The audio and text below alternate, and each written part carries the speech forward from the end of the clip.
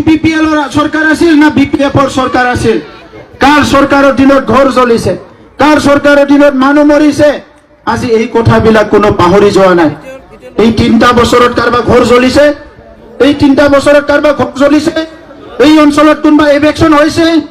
এই অঞ্চলৰ কোনবা দুইয়াৰ পৰা পলাই যাব লগা হয়েছে? কোনো পলাই যাব লগা হোৱা নাই।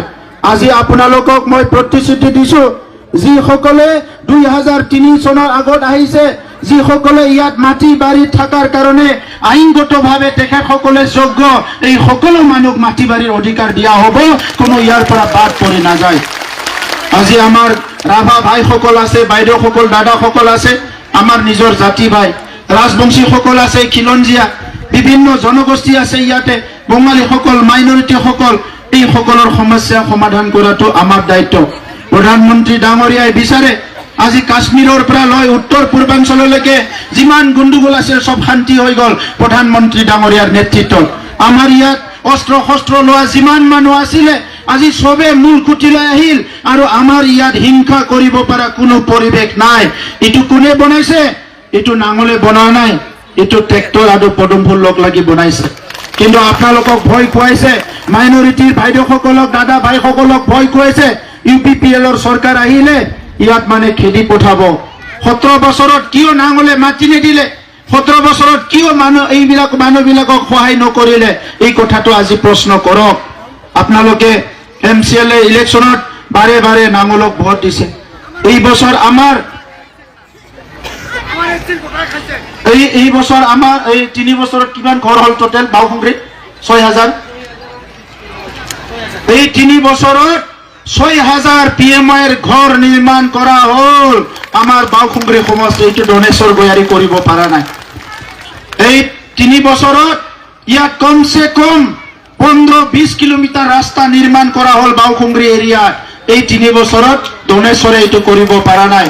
আমাৰ সঞ্জয় ভাই আমাৰ পাৰ্টিৰ মানুহবিলাক কৰি আছে। গতিকে আজি সৰকাৰ নহয় MCLA জিকাই লাভ নাই। তেখেতসকলৰ দিল্লীত আজি কিমানৰ হাতত ৰেশন কাৰ্ড আছে? হাত উঠাওকচোন। কিমানৰ হাতত ৰেশন কাৰ্ড আছে? সবৰৰ হাতত ৰেশন কাৰ্ড আছে। যিসকলৰ হাতত ৰেশন কাৰ্ড আছে সকলোৱে অৰুণোদয় পাব। এইটো আমাৰ মামাৰ গ্যাৰেণ্টি, সবে অৰুণোদয় পাব। অৰুণোদয় লাগে নে নালাগে বাইদেউ? সবকে অৰুণোদয় লাগে? পিছফালে লাগে নে নালাগে? পিছফালৰ বাইদেউবিলাক কোৱা নাই অৰুণোদয় লাগে নে নালাগে? পিছফালে এতিয়া যাৰ যাৰ ৰেশন কাৰ্ড নাই, ৰেশন কাৰ্ড দিয়া হ'ব। কি পাব? 5 লাখ টকাৰ চিকিৎসা ফ্ৰী। বেমাৰ হলে 5 লাখ টকাৰ চিকিৎসা ফ্ৰী। চতুৰ্থ কি পাব?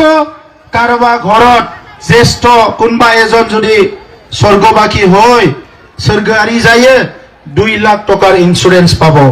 কিমান কাম পালে? 4টা কাম।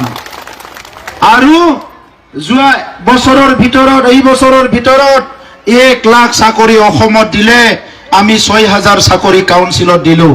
BPFৰ সময়ত লাখ লাখ টকা ঘুষ নিদিলে দুখীয়া গৰীব মানুহৰ ঘৰৰ চাকৰি পোৱা নাছিলে। আমাৰ দিনত 8 পইচাও ঘুষ নিদাকে দুখীয়া গৰীব মানুহৰ ল'ৰা ছোৱালী চাকৰি পাইছে। এইটো হল পৰিৱৰ্তন, এইটো হল পৰিৱৰ্তন। আজি এই চাকৰিবিলাক কোনোবা চাহ দোকানত কাম কৰা, কোনোবা ঠেলা চলোৱা, ৰিক্সা চলোৱা, কোনোবা হাজিৰা কৰাৰ ল'ৰা ছোৱালী আজি পুলিচত, বেটেলিয়নত 3rd গ্ৰেড 4th গ্ৰেড সবতো চাকৰি পাইছে। এইটো হল পৰিৱৰ্তন। এই কাম নাঙলে কৰিব নোৱাৰে। নাঙলৰ চৰকাৰ থাকিলে এতিয়াও লাখ লাখ টকা ললেহেঁতেন। আমি খুটা কম্বলৰ ৰাজনীতি বন্ধ কৰিলো। মাহত বাইদেউহত খুটা কম্বলৰ ৰাজনীতি বন্ধ কৰিলো। 100 টাকাৰ কম্বল 50 টাকাৰ খুটা দি BPFে ভোট লৈছিলে। আমি এতিয়া আইৱাৰ ঘৰ দি, অৰুণোদয় দি পেলাই, সব সুবিধা দি পেলাই, ল'ৰা ছোৱালীক বিনামূলীয়া পঢ়াৰ খৰচ মানে পৰিৱেশ কৰি পেলাই আজি আমি আপোনালোকক হাত জোৰ কৰি ভোট খুজিব আহিছো।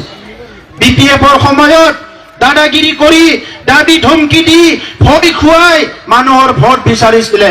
আৰু আমি আপোনালোকক মৰম দি, সন্মান দি, নমস্কাৰ জনাই ট্ৰেক্টৰক ভোট দিয়ক বুলি ক'বলৈ আহিছো। এতিয়া আপোনালোকে ঠিক কৰক, আপোনালোকক দাবী ধমকি দিয়া মানুহ লাগে না মৰম কৰা মানুহ লাগে? আপোনালোকে ঠিক কৰক দাদা, কি মানুহ লাগে? মৰম কৰা মানুহ লাগে। তো সেইকাৰণে আজি এই পৰিৱৰ্তনটো তিনটিলা আৰু বৰি এই অঞ্চলত মোক কোকৰাঝাৰত কৈ থাকে এই অঞ্চলৰ মানুহবিলাক নাঙলক বহুত মৰম কৰে বুলি, হয়নে নহয়? নাঙলক মৰম কৰে, নাঙলৰ ওপৰত ট্ৰেক্টৰ উঠিছে। খেতিয়কসকলক খবৰ ল'ব লাগিব।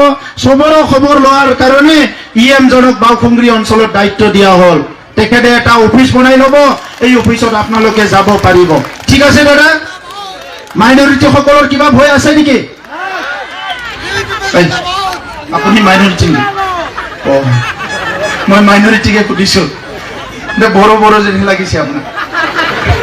মই মাইনৰিটিকে সুধিছো, এখেতো দেখাত বড়োৰ দৰে হয় না? তো চবে মানে অলপ সমান হৈ গৈছে।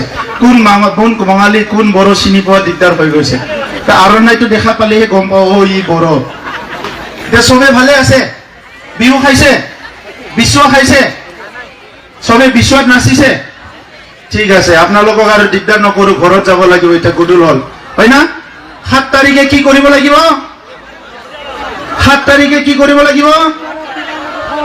কি ছবিত ভোট দিব লাগিব? একবাৰ সকলো কওকচোন, মই শুনো। কি ছবিত ভোট দিব লাগিব? কি ছবিত ভোট দিব লাগিব? কি ছবিত ভোট দিব লাগিব? চবে কওক, জয়ন্ত বসুমতাৰী জিন্দাবাদ, জয়ন্ত বসুমতাৰী জিন্দাবাদ, জয়ন্ত বসুমতাৰী জিন্দাবাদ। ট্ৰেক্টৰৰ ছবিত ভোট দিয়ক, ট্ৰেক্টৰৰ ছবিত ভোট দিয়ক। এতিয়া বহুত কথা পাতিব লগা আছিল।